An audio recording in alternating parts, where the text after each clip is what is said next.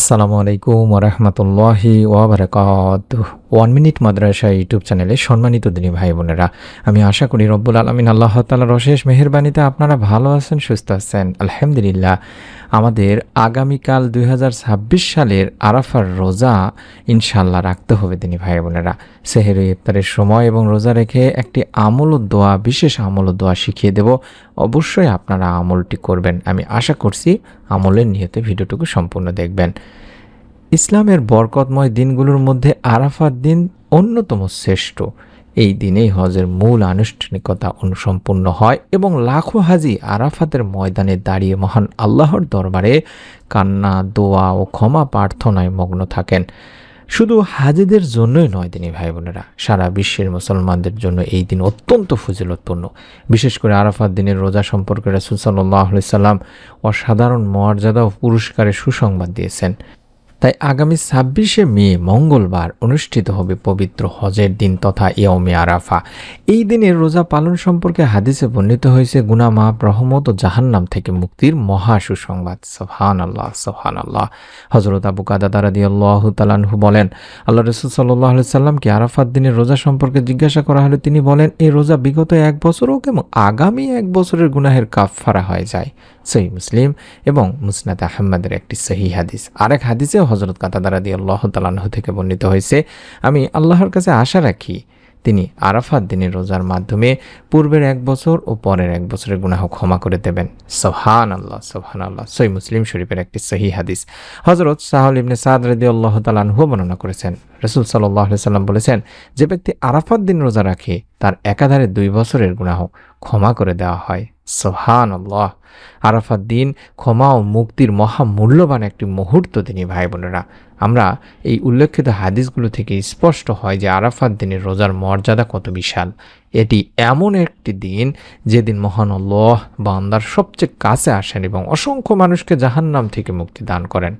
হযরত আয়েশা রাদিয়াল্লাহু তাআলা আনহা বলেন, আল্লাহ রাসূল সাল্লাল্লাহু আলাইহি সাল্লাম বলেছেন, এমন কোনো দিন নেই যেদিন আল্লাহ তাআলা আরাফাত দিনের চেয়ে বেশি সংখ্যক বান্দাকে জাহান্নাম থেকে মুক্তি দেন। সহিহ মুসলিম শরীফের সহিহ হাদিস। এছাড়াও আরাফাত দিন দোয়া কবুলের শ্রেষ্ঠ একটি সময় আছে, অর্থাৎ হজের দিন আল্লাহর মেহমানেরা আরাফাতের ময়দানে দাঁড়িয়ে কান্নাকাটি করে নিজেদের গুনাহ মাফ ও জীবনের নানান প্রয়োজন আল্লাহ তাআলার কাছে তুলে ধরেন। মহান আল্লাহ এই দিনে বান্দার দোয়া কবুল করেন এবং তাদের ক্ষমা করে দেন। সুবহানাল্লাহ। তাই যারা হজে যেতে পারেননি দিনী ভাই বোনেরা, তাদের জন্য এই দিনটি অত্যন্ত গুরুত্বপূর্ণ একটি দিন। রোজা রাখবেন, দোয়া করবেন, জিকির করবেন, তওবা নফল ইবাদতের মাধ্যমে আল্লাহর রহমত লাভের সুবর্ণ সুযোগ মনে করে আমল করবেন। এই আরাফাত দিনের একটি দোয়া আছে দিনী ভাই বোনেরা, অর্থাৎ জিলহজ মাসের 9 তারিখকে যেহেতু ইয়ামুল আরাফা বা আরাফাত দিবস বলা হয়, এই দিন আরাফাতের ময়দানে অবস্থান করেন হাজিরা। এই হাজিদের জন্য এখানে অবস্থান করা ফরজ। এটি হজের অন্যতম রকন বা ফরজ। এই দিনটি হচ্ছে হজের মূল দিন। এই দিনের বিশেষ ফজিলত রয়েছে, বিশেষ দোয়া রয়েছে। এই দিনে বান্দার দিকে রবের রহমতের জোয়ার প্রবল বেগে উৎসারিত হয়। অসংখ্য বান্দাকে রব্বুল আলামিন ক্ষমা করে দিয়ে থাকেন এই দিনে।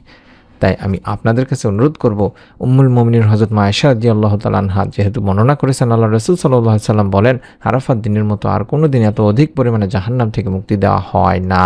আল্লাহ তাআলা দুনিয়ার নিকটবর্তী হন এবং বান্দাদের নিয়ে ফেরেশতাদের নিকট গর্ব করেন। আল্লাহ বলেন, কি চায় তারা? সহিহ মুসলিম শরীফের সহিহ হাদিস। যা চাইবে আল্লাহ তাআলা তাকে তাই দান করবেন। জাবের রাদিয়াল্লাহু তাআলা আনহু থেকে বর্ণনা করা আরেকটি হাদিসে এসেছে, আল্লাহ তাআলা নিকটতম আসমানে আসেন এবং পৃথিবীবাসীকে নিয়ে আসমানের অধিবাসী অর্থাৎ ফেরেশতাদের সাথে গর্ব করে বলেন, দেখো তোমরা আমার বান্দারা উস্কো খুস্কো চুলে, ধুলোয় মলিন বদনে, রোদে পুড়ে দূর দূরান্ত থেকে এখানে সমবেত হয়েছে। তারা আমার রহমতের প্রত্যাশী, অথচ তারা আমার আযাব দেখেনি। ফলে আরাফাত দিনের মতো আর কোনো দিন এত অধিক পরিমাণে জাহান্নাম থেকে মুক্তি দেওয়া হয় না। এটি সহিহ ইবনে হিব্বানের একটি হাদিস। এই দিন রাসূল সাল্লাল্লাহু আলাইহি সাল্লাম তাই একটি দোয়া বেশি বেশি পড়তে বলেছেন, নিজেও পড়তেন।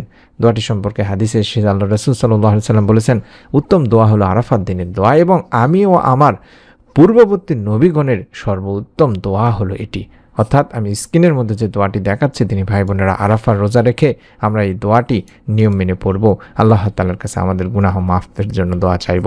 লা ইলাহা ইল্লাল্লাহু ওয়াহদাহু লা শারীকা লাহু লাহুল মুলকু ওয়া লাহুল হামদু ওয়া হুয়া আলা কুল্লি শাইইন কাদির। আমি আবারও বলছি, লা ইলাহা ইল্লাল্লাহু ওয়াহদাহু লা শারীকা লাহু লাহুল মুলকু ওয়া লাহুল হামদু ওহু আলা কুল্লি শাইইন কদির। এভাবে এই দোয়াটি যত বেশি পারেন এই বিশেষ দোয়াটি পাঠ করবেন। আমি স্ক্রিনে দেখাই দিচ্ছি আরবি বাংলা উচ্চারণ, দেখে দেখে পড়বেন, কোনো সমস্যা নেই ইনশাল্লাহ। যেই সময়গুলোতে দোয়া কবুল হয় সেই সময়গুলোতে পড়বেন। রোজা রেখে ইফতারের আগে পড়বেন, সেহরির সময় পড়বেন, প্রত্যেক নামাজের পরে পড়বেন। এই দোয়াতে আমরা বলছি আল্লাহ ব্যতীত কোনো ইলাহ নেই, তিনি অদ্বিতীয়, তার কোনো শরিক নেই, রাজত্ব তারই, প্রশংসাও তার, এবং তিনি সকল বিষয়ের উপর ক্ষমতাবান। তিরমিজি শরীফের একটি হাদিস। তাই আরাফার ময়দানে এই দোয়াটি রাসূল সাল্লাল্লাহু আলাইহি সাল্লাম বেশি বেশি পড়তেন, আমাদেরকেও পড়তে বলেছেন। আমরা যারা এইবারে হজে যেতে পারিনি বা হজে নেই তারাও এই আমলটি বেশি বেশি করে করবো দিনী ভাই বোনেরা। আমি আমার সম্মানিত দিনী ভাই বোনদের সুবিধার্থে আপনারা রোজা রাখবেন, যেহেতু আরাফার রোজা, সেহেতু সেহরি এবং ইফতারের সময়টি আপনাদের জানা অত্যন্ত জরুরি দিনী ভাই বোনেরা। আজকে সেহরি ইফতারের সময়সূচি ঢাকার হিসাবে আমি বলছি, এদিক ওদিক হয়তো বা আপনি যে জায়গায় আছেন সেদিকে হতে পারে, তবে আপনারা এই ঢাকার সময় অনুযায়ী যদি আপনি ঢাকার বাইরে যেখানে থাকুন না কেন একটু 5টা মিনিট 7টা মিনিট আগে থেকে ইফতারের আনুষ্ঠানিকতা আপনার সেহরি আপনি খাওয়া শেষ করেন, তাহলেই হয়ে যাবে ইনশাল্লাহ।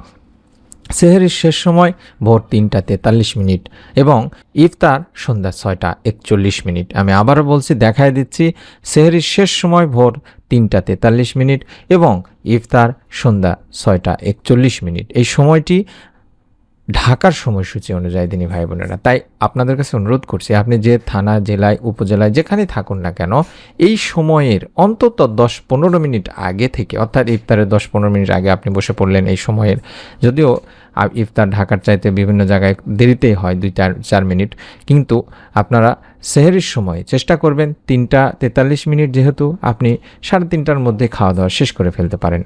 আশা করি আপনারা বুঝতে পেরেছেন। আমি আমার সম্মানিত দিনী ভাই বোনদের কাছে অনুরোধ করব যে দোয়াটি আমি দেখাচ্ছি এই দোয়াটি রোজা রেখে বেশি বেশি করে পড়বেন, নিয়ত করে আমল করবেন। আপনারা রোজা রেখে আল্লাহ তাআলার কাছে আপনাদের যত চাওয়া পাওয়া আছে সেগুলো তুলে ধরবেন। আমি আমার দিনী ভাই বোনদের কাছে অনুরোধ করছি, আরাফাত দিন রোজা রেখে আসর থেকে শুরু করে মাগরিব পর্যন্ত, ইফতারের আগ পর্যন্ত একটি দোয়া পড়লে আল্লাহ তাআলা সেই দোয়া ফিরিয়েই দেন না। সেই ভিডিওটি আমি আপনাদের সামনে দেব। তার জন্য অবশ্যই চ্যানেলটি সাবস্ক্রাইব করে বেল বাটনটি অন করে রাখুন। ভিডিওটি পাওয়ার জন্য হলেও আমি আপনাদের কাছে অনুরোধ করব দিনী ভাই বোনেরা, নিজে আমল করুন, আপনার নিকট আত্মীয় স্বজনদের কাছেও বলে দিন আমলগুলো করার জন্য, ভিডিওগুলো শেয়ার করে দিন এর সওয়াবের উদ্দেশ্যে। সকলে ভালো থাকুন, সুস্থ থাকুন। মহান রব আল্লাহ আমাদের সকলকে আরাফাত দিনের রোজা রেখে আমল করার তৌফিক দান করুন, আমাদের গুনাহ মাফ করুন, আমাদের দুনিয়া আখিরাতে শান্তি দান করুন। আমিন। আসসালামু আলাইকুম ওয়া রাহমাতুল্লাহি ওয়া বারাকাতুহু।